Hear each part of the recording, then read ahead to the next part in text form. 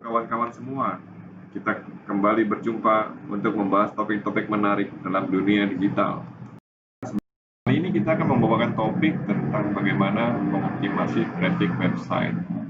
Ya, kita tahu sendiri, ada banyak sekali mungkin di luar sana yang teman-teman memiliki website, cuman trafficnya ya begitu-begitu aja. Ada yang baru, ada juga yang lama, tapi masih tetap sama gitu. Nah, di sini saya akan coba menghack bagaimana teman-teman bisa mengoptimasi trafficnya. Jadi misalnya kalau sekarang 110.000 kita bisa sampai 100.000. Nah, ini adalah challenge kita sendiri.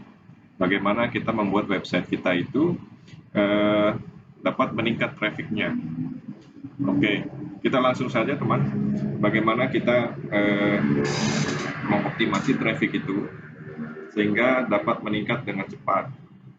Harapannya sih dalam waktu 6 bulan kita udah meningkat 100%, 200% itu kan tujuan kita.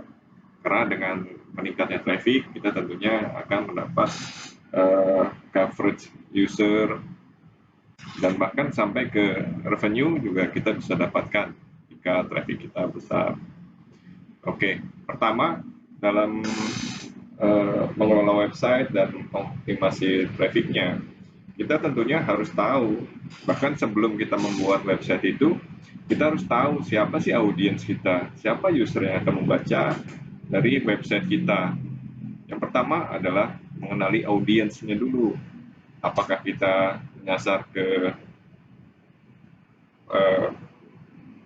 laki-laki, perempuan, umur 20 sampai 25 atau misalnya 18 sampai 20 atau semua umur. Nah, kalau semua umur itu agak susah. Karena umurnya sekarang apalagi ada Gen X, Gen Y, Gen Z. Nah, ini agak susah bisa tapi rada sulit. Tapi memang yang pertama itu kita harus mengenali dulu sih audiens kita, targetnya siapa gitu. Nah, ini sangat penting karena dari mengenali audiens, kita tentunya akan membuat strategi konten di dalam website kita. Itu yang paling penting dulu. Kita juga harus tahu loh, website kita tuh sebenarnya website apa? Tutorial kah? Tips kah? Atau dia informasi isu yang berkembang, review gadget, teknologi, atau bisa juga dia tentang tips parenting gitu. Nah, ini juga penting. Jadi kita tahu, pertama kita tahu audiensnya, kita juga bisa mengkategorisasikan website kita seperti apa nanti. Nah, dengan begitu kita konten juga akan mengarah ke sana juga gitu. Nah, ketika kita tahu siapa audiens kita, tentunya kita juga harus tahu sebenarnya apa sih yang pengen diketahui sama audiens kita gitu loh. Jangan sampai kita buat, oke, ini kita audiensnya 18 atau misalnya 15 sampai 22 gitu ya, suka tentang K-pop, terus kita sajikan di website kita itu tentang berita-berita yang berkembang gitu loh, politik, nasional. Nah, itu kan kayaknya nggak nyambung. Nah, ini yang harus kita ketahui dulu. Kita harus firm di awal bagaimana kita membuat ini. Memang ketika kita udah punya ini, terus itunya nggak jelas, memang lambat. Cuman apa salahnya kita ubah sekarang? Kita sesuaikan dulu nih, apa yang mau kita sasar. Dan kita fokus di sana. Gitu. Nah, tahu aja kita tidak cukup karena juga kita butuh menyasar ke banyak audiens seperti itu. Nah, kita juga harus tahu juga bagaimana dan apa yang ingin diketahui oleh audiens kita yang paling banyak. Mayoritas tuh maunya apa ketika ada satu kelompok audiens yang kita sasar seperti itu. Nah, sebenarnya kalau ini kita harus melakukan riset dulu sih. Nah, bagaimana sih gitu? Nah, banyak cara sebenarnya dan banyak tools yang ada di website seperti ada Google Analytics, Trending, bahkan Google AdWords. Kita itu bisa meriset di situ sebenarnya keyword-keyword apa yang sebenarnya cukup banyak, keyword ya. sebenarnya audiensnya apa, terus mereka sukanya apa, kita bisa tahu tuh, kita bisa definisiin, kita kategorisasikan kebutuhan mereka tuh sebenarnya seperti apa gitu. Ada juga Google Trend, itu juga paling paling populer lah kalau di dalam dengan website, itu kita bisa tahu sebenarnya dalam waktu 1 tahun ini yang lagi trending tuh apa gitu. Di Indonesia, di luar, itu juga penting Google Trend. Dan satu lagi sebenarnya masih belum banyak diketahui, mungkin kalau dia di publisher website mungkin udah banyak yang tahu tentang uh, fitur Google yang disediakan oleh untuk uh, media publisher atau misalnya pemilik web-web itu. Sebenarnya ada pertanyaan-pertanyaan dari user yang mencari di Google Search itu belum ketemu itu namanya question hub gitu. Nah itu disediakan tuh untuk ini, jadi kita bisa ngisi juga. Sebenarnya kalau kita udah tahu sebenarnya audiensnya apa yang kita target, terus kita juga tahu sebenarnya audiens ini sukanya apa, terus mereka biasanya pengen tahu apa kayak gitu. Nah nanti kita bisa tampilkan juga di question hub. Kita cari itu semua yang ada di question hub. Jadi kita bisa isi konten kita tuh sesuai dengan apa yang diinginkan oleh audiens kita gitu. Nah selanjutnya kita juga harus tahu loh, dalam membangun website kita juga harus tahu keramaian itu ada di mana gitu.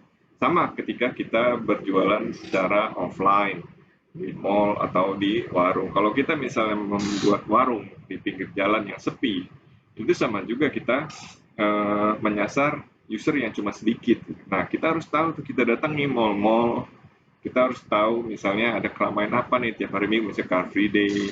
Nah, kadang-kadang di Car Free Day ada juga tuh brand-brand yang membuat acara di pinggir jalan ketika ada Car Free Day, di mall-mall. Nah itu sama sebenarnya dalam pengembangan bagaimana mengoptimasi website. Kita harus tahu crowd-nya di mana gitu. Ketika kita menyasar anak muda, sosial media mana yang dimainkan oleh kalangan anak muda yang 18 sampai 22 itu.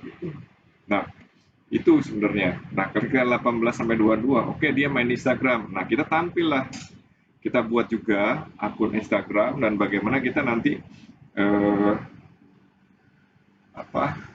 jemput bola lah di Instagram itu. Ini kita sajikan kalau mereka suka. Nah itu pasti kalau mereka suka banyak interaksi di situ, engagementnya juga tinggi. Nah itu namanya kita berhasil dalam menjumpai atau mendapatkan audience di sana gitu. Nah, target yang kedua adalah ketika kita sudah mendapat engagement Instagram, bagaimana mengembalikan mereka, bagaimana membuat mereka tuh datang ke dalam website kita. Itu tahap selanjutnya. Cuma kita memang harus bagaimana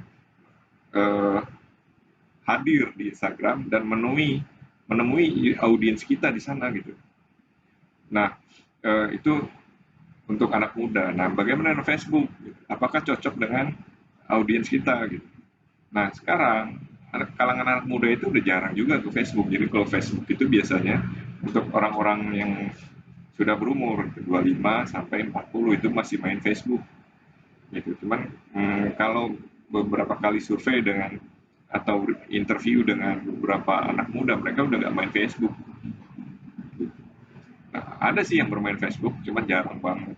Nah, mereka beranggapan Facebook mah cuma buat jualan doang. Jadi di kalangan anak muda, Facebook itu sebenarnya yang terkenal di benak mereka adalah marketplace-nya.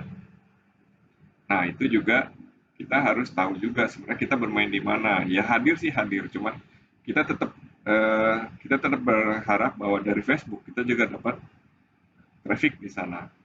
Seperti itu. Nah, jadi beberapa sosial media, terus keramaian-keramaian itu juga harus kita datangi gitu. Karena audiens itu ada di sana. Ketika kita website kita brandnya belum sekuat brand yang besar seperti Facebook, Instagram, itu kan brandnya sudah besar sekali. Kalau misalnya kalau di publisher website itu ada Tribun News, ada Detik, ada Kompas, seperti itu.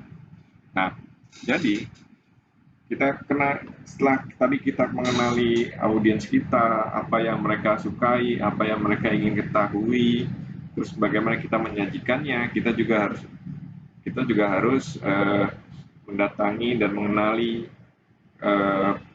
istilahnya itu pool of audience. Jadi kita tahu audiens kita berkumpulnya di mana, kita dekati.